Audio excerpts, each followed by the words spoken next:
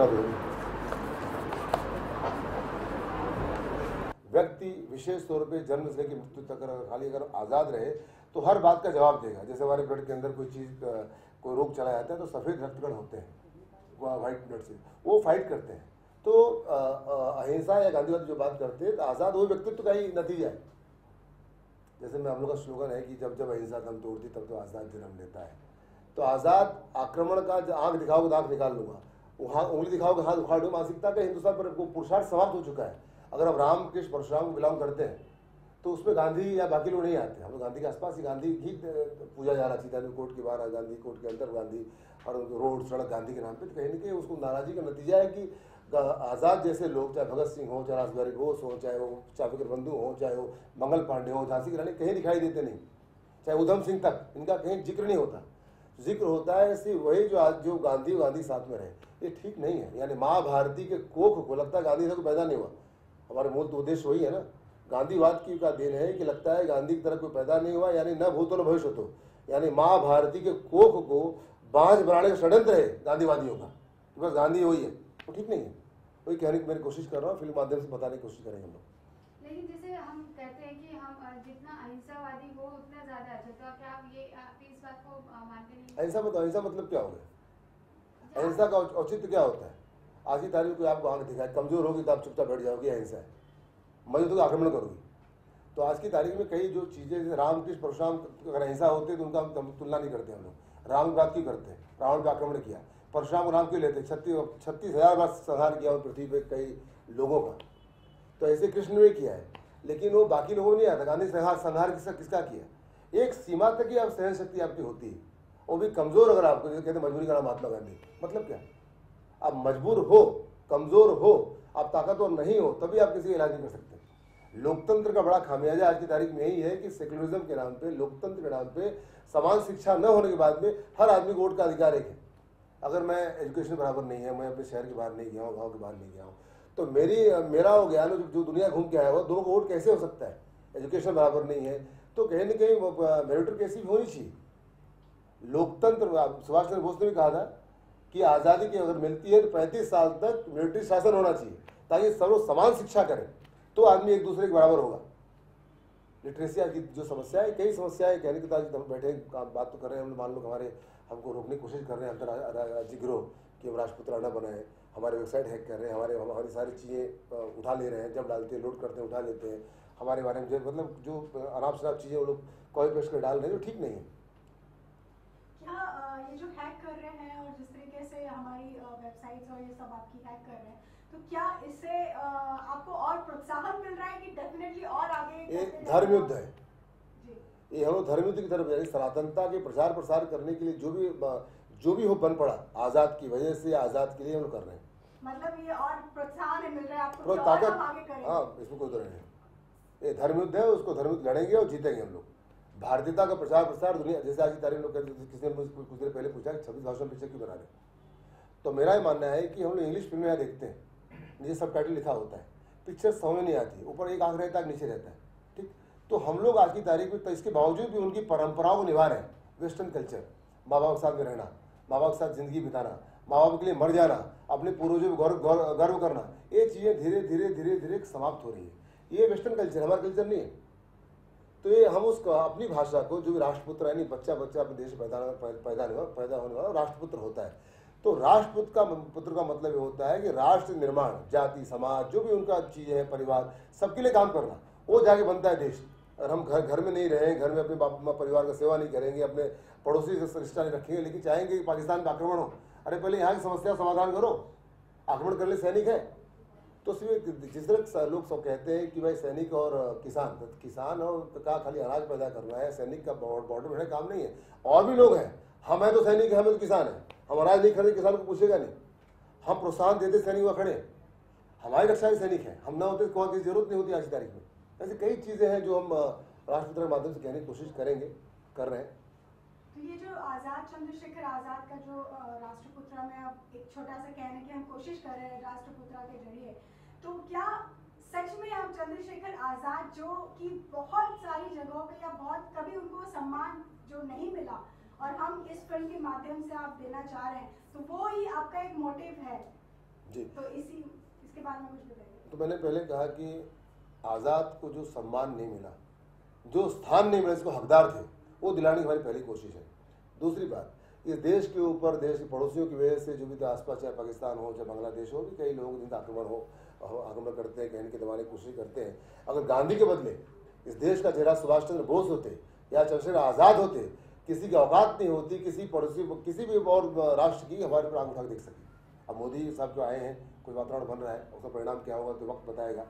गांधी जी भी आए थे तो 1947 के आसपास नियम जो बनाया, नेहरू ने बनाया, मालूम पड़ता 70 साल बाद वो ठीक नहीं था। तो अभी जो वातावरण देश का चल रहा है, देखते हैं आने वाले कल में क्या होगा। लेकिन देश का चेहरा या देश की मानसिकता आज़ाद या सुभाष चंद्र बोस के आसपास ही होनी चाहिए।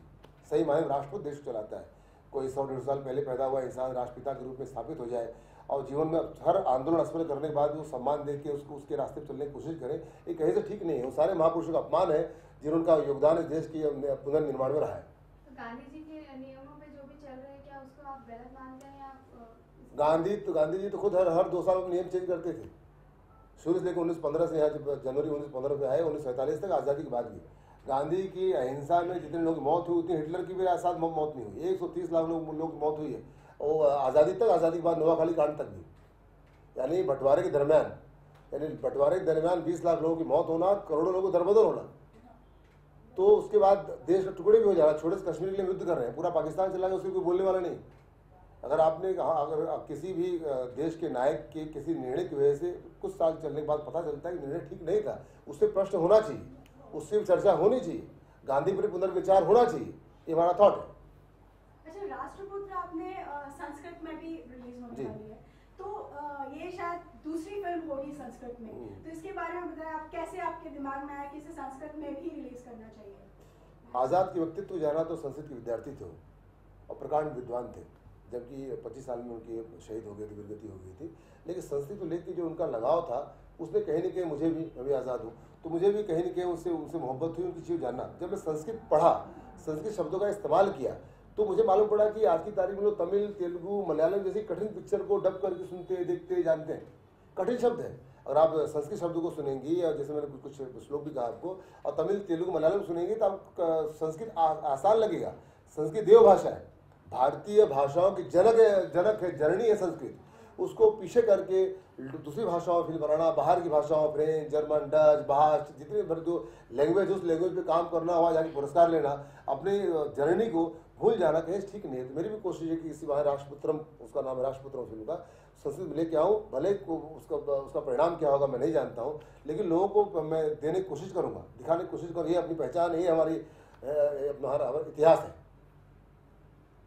भाषा की जहाँ तक बात है, गांधी जी ने हिंदी को हिंदुस्तानी बनाकर उसका चीरहरण कर दिया, जिसमें अलग अलग खिचड़ी शब्द डाल के हिंदी भाषा की जो व्याकरण है, उसके शब्द है, उनकी संपदा है, और संस्कृत के साथ जो उसका जुड़ाव था उस सबको समाप्त कर दिया। और उसी हिसाब से फिल्म इंडस्ट्री जब से बनी है तब से चल रही है, उस हिंदुस्तानी में चल रही है। आपने ये अभिनव प्रयास किया है संस्कृत में इस फिल्म को लाने का, तो इस देश की जनता ये जानती है कि संस्कृति को जानना है तो बिना संस्कृत के नहीं जान सकते। अगर आप भारत को जानना, आपको वेद जानना पड़ेगा, उपनिषद जानना पड़ेगा, आपको पुराण जानना पड़ेगा, आपके इस देश की जो अभिलेख है उसको जानना पड़ेगा। लेकिन ये जो अंग्रेज बाहर से आए, मैकाले और उसके बाद के जो लोग हैं, उसने संस्कृत को भ्रष्ट किया और अपनी अपनी गलीज सोच उसमें डाल के हिंदू शास्त्रों को समाप्त करने की एक कोशिश की।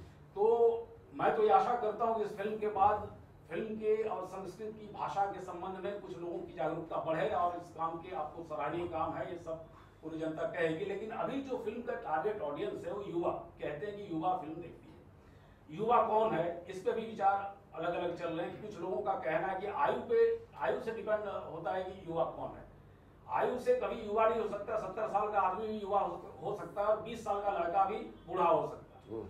तो आपकी फिल्म में जो वातावरण आपने बनाया, जो बताया, उससे ऐसा लगता है कि ये देश की गरिमा और गौरव को लौटाने का, उसका साक्षात्कार कराने का आपने प्रण लिया है। तो देश की गरिमा और गौरव के संबंध में इस फिल्म में आपने क्या रखा, क्या है? अभी मुझे कुछ देर किसी और ने पूछा कि आपकी युवा पिक्चर क्यों देखेंगे, अभी कुछ ये प्रश्न था, किसी और ने भी किया था, मैं आ रहा था रास्ते में। तो युवा को बाप दादा की प्रॉपर्टी चाहिए, युवाओं को अपने पिता की जूनी प्रॉपर्टी चाहिए, पुरानी प्रॉपर्टी चाहिए, उनका सोना चाहिए, पुरानी गाड़ियाँ चाहिए, पुराने बंगले चाहिए। लेकिन पुरानी सनातनता से, पुराने महापुरुषों की गौरव को लेना देना नहीं, ये को जानना होगा।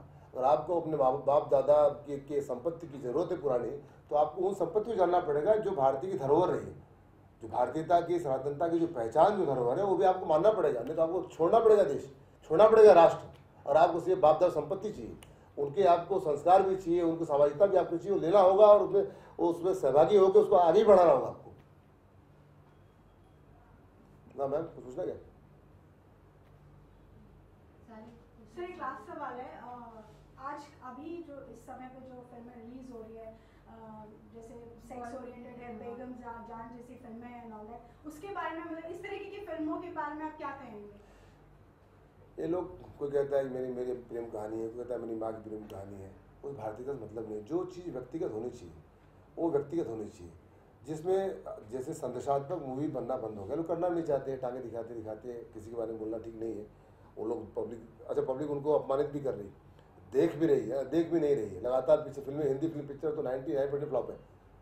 कोई प्रोड्यूसर, कोई फाइनेंसर बड़ी फिल्म बना रहा है जिसको रिकवरी नहीं, बल्कि तमिल, तेलुगु, बंगाली, पंजाबी में वो 2 पैसे लेके जा सकते हैं। तो उनको सोचना चाहिए कि किसी और के पैसे का इस्तेमाल की फिल्म बनाते हो आप, तो वो तो जिससे राष्ट्रवाद का निर्माण हो, बच्चे कुछ सीखे अपनी। जैसे मैकाले का एजुकेशन सिस्टम, मैकाले के एजुकेशन सिस्टम के आसपास चल रहे हैं, उसने संस्कृत को समाप्त कर दिया।